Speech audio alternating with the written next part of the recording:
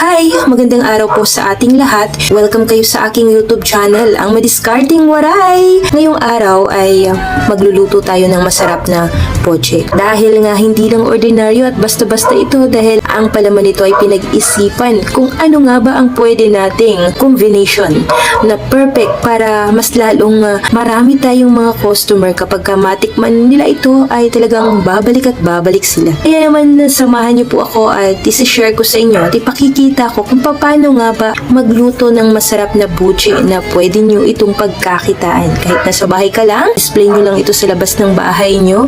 Ayan, pang dagdag nyo po ito sa inyong mga business. At kung bago ka lang sa aking channel, dito ay marami kang matututunan.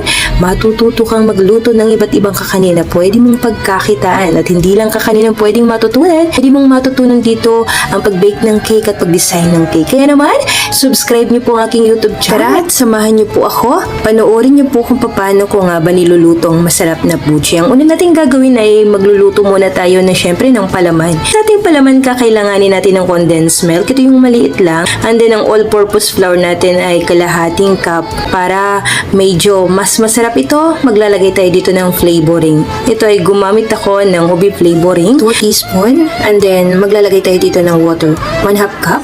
Then may mix lang natin ito ng mabuti. Pagka okay na at na-combine na natin lahat, at saka naman na natin bubuksan ang ating apoy at dapat ang ating apoy dito ay dahan-dahan lang, alalay lang po kasi masyado pong mabilis ang pagkaluto nito. Kailangan alalay lang po natin itong lulutuin dahan-dahan. Then naglagay ako dito ng bukayo. Kung may bukayo kayo, ayan, pwede nyo din pong ilagay. Kung wala naman, okay lang din naman po kung walang bukayo. Iyan ay optional lang dahil nga may bukayo ako sa bahay, kaya nag-add ako. Then kung wala naman, sabihin ko ay optional lang po yan.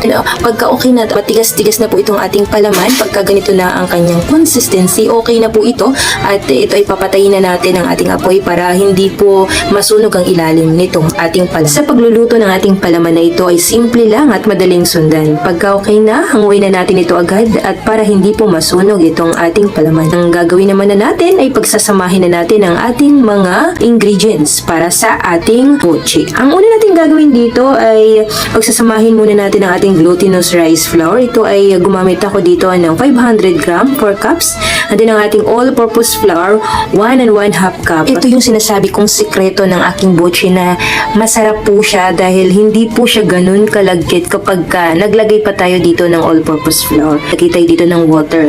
Dito ay gumamit tayo ng 2 and 1/2 cup ng ating water. Dahan-dahan lang po natin itong ilalagay. Huwag pong bibiglain dahil hindi po natin matatansya ang ating tubig. Once na masobrahan ng ating tubig, ito ay lalata at hindi siya maganda at hindi siya magiging form na bilog. Kaya naman kailangan nating dahan-dahaning ibuhos ang ating tubig. Once kasi na masobrahan nating paglagay ng ating tubig ay magdadagdag na lang ulit tayo ng glutinous rice flour. And then maglalagay naman ako dito ng ubi flavor. Depende sa inyo kung anong gusto nyo yung flavor na ang ilagay nyo. Optional lang po ito. Maganda kung may mga iba't ibang kulay kayo na buchi para mas attractive ito sa inyong mga customer. Ang ginawa ko dito ay ubi na din para pantay dun sa aking palaman. Ganito po ang tamang consistency ng ating dough para sa ating buchi. Hindi siya sobrang tigas at hindi naman siya sobrang lambot. Yung mafe-feel nyo naman yan na mabibilog na siya, yan, okay na po ito. Then, ang gagawin natin dito para pantay-pantay, kukuha tayo ng panukat. Kung mayroon kayong 1 tablespoon, yun ang gamitin nyo. Pero ang aking kasi medyo nawawala ang aking panukat, kaya gumamit na lang ako dito ng ng ice cream. So, ayan, ang ginawa ko, yun ang panukat ko. Kaya mas malaki ang aking buchi. At dahil nga hindi lang ubi ang inilagay ko dito, naglagay din po ako dito ng cheese para mas masarap ang combination niya. Nandun yung tamis at alat ng ating palaman, kaya napakasarap nito. Once kasi na Eden cheese lang po ang ilagay nyo, wala po siyang lasa. Masasabi ko dun sa maggagawa ng buchi, kapag Eden lang ilagay nyo, hindi po siya masarap, hindi po siya bagay. Kailangan maglagay pa po tayo ng may masarap na ilalagay natin tulad ng yan, ubi jam o kahit strawberry jam, okay yan. Maglagay kayo ng cheese, masarap po yun. Pero kung cheese lang po ang ilalagay nyo, hindi po siya masarap. So ganyan lang po ang gagawin natin, bibilugin lang natin ito at pa-flat. And then, tsaka naman na po natin dyan, ilalagay ang ating palaman. Nasa sa inyo talaga ang paggagawa ng sa inyong palaman, depende sa inyo yun. Kailangan talaga medyo matigas para hindi po siya mahulog or hindi lumabas ang palaman sa ating buchi. So, ganyan lang po, paulit-ulit lang po natin gagawin yan. Bibilugin natin, iikutin natin ang ating buchi para ma-seld na siya at hindi lumabas ang ating palaman. Okay na? Ngayon ay magpapainit naman na po tayo ng ating mantika. Habang pinainit natin ang ating mantika sa ating kawali, ngayon ay iro-roll muna natin dito ang ating buchi sa ating sesame seeds. Dito ay gumamit ako ng 25 pesos ng sesame seeds. Ayan, lahat po ng buchi na yan, kailangan nyo po lagyan ng sesame seeds yan para hindi dumikit sa ating kawali. So, pagka mailagay nyo na po yan, tsaka na po natin yan isasalang sa ating kawali na kumukulo ang mantika. Dapat ay kulong-kulo ang ating mantika bago natin yan ilagay ang ating buchi. Dahil kapag hindi kumukulo, papangit po ang kinalabasan ng ating buchi. So, ganyan na po. Ang gagawin natin ay hindi natin ito pagdidikit-dikitin ng paglagay. Kailangan may space po siya. Ang advice ko sa inyo, kapag nagluluto kayo dito, ay kailangan katamtaman lang ang inyong apoy. Hindi po dapat malakas kasi puputok po ito. Ang inyong buchi ay puputok. Magpuputukan. Kailangan alalay lang po ang inyong apoy dito. And then, kailangan nakabantay kayo dito kasi nga, pagka malakas ang inyong apoy, masusunog po ang sesame seeds, hindi siya sasarap. So, ganito lang po ang pagluluto niyan. Alalay ang apoy para hindi po mapalpak o hindi masasayang ang inyong mga ingredients. Napakadali lang magluto ng buchi. At kahit na wala kang gamit sa bahay, at kahit na first time mo lang magluto dito sa buchi na ito, ay talagang hindi ka papalpak at hindi sasabihin sa iyo na first time mo lang magluto. Sa nag-aalala na wala kang gamit para magluto ka, ito, simulan nyo po sa buchi, napakadali. At pwede nyo po itong pagkakitaan. At alam ko na marami din pong mag-order sa inyo nito. Ayan, pwede nyo po ibenta ng 10 o 12 ang isa itong ating buchi. Lagay nyo lang po ito sa mga lagayan tulad ng tab.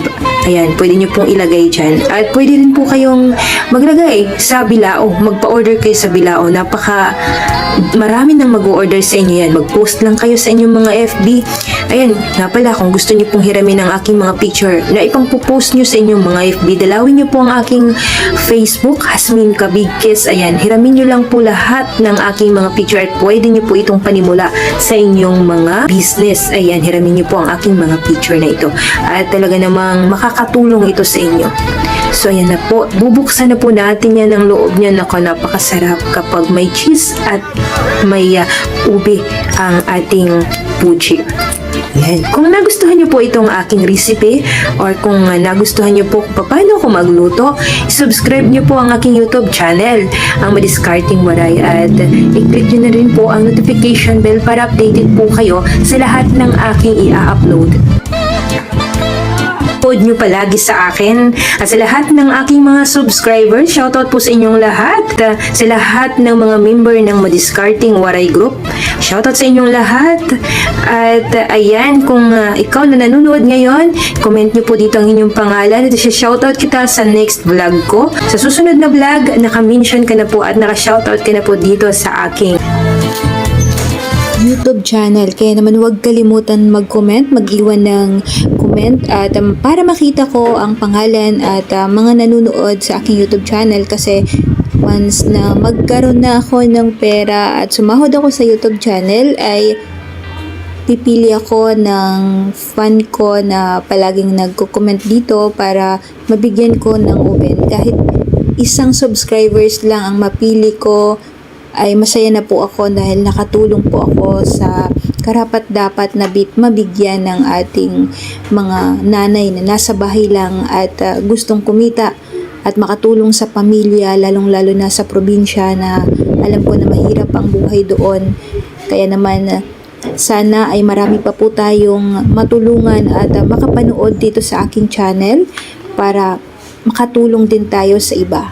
Kaya naman mga kawaray, anong pang hinihintay nyo? Subscribe nyo po ang aking YouTube channel at mag-comment kayo dito para isa kayo sa mapili ko na manalo at makakuha ng uben dahil matagal ko na din pong pinapangarap na sana makabigay po ako ng uben sa ating tulad kong nanay na nangangarap na mag-bake ng cake at makapagpa-order sila sa iba. Thank you sa inyong lahat mga kawaray at eto na nga, shoutout na natin ang mga nagko-comment dito sa ating YouTube channel. Salamat sa palaging panunood nyo at palaging pagko-comment nyo, At sana may makapanood dito sa ating YouTube channel na medyo nakakaluwag sa buhay, may kaya sa buhay at pwede po siyang mag-donate sa ating mga katulad nating nanay na nangangarap magkaroon ng uben. And then ngayon ay shoutout po muna natin si Ma'am Teresita Pavilion. Ma'am Teresita Pavilion from Australia. Ayan, ma'am, shoutout po sa inyo at sa family nyo. Mag-ingat po kayo palagi dyan at sana ay okay lang kayo. At syempre, isi-shoutout din po natin si Ma'am Jenny Caricot. Shoutout sa iyo, Ma'am Jenny Caricot. Wow, sarap naman po niyan. Gagawin ko po yan sa birthday ng anak ko. Mahilig din po ako magluto. Ayan, ma'am, shoutout po sa inyo. Renz, it looks yummy. Ayan, ma'am Renz, shoutout po sa inyo. At itong ating biko na nalalagyan natin ng leche plan sa ibabaw. Napakasarap niyan. Kung gusto niyo pong matutunan yan, nasa ating YouTube channel yan at lutuin nyo po yan at pwede nyo po yan pagkakitaan. At syempre, shoutout din po muna natin si Ma'am Bebet Natula. Ayan, palagi pong nakikita itong nagko-comment dito sa ating YouTube channel. Ma'am, shoutout po sa inyo at sa family nyo. Salamat sa pag-share.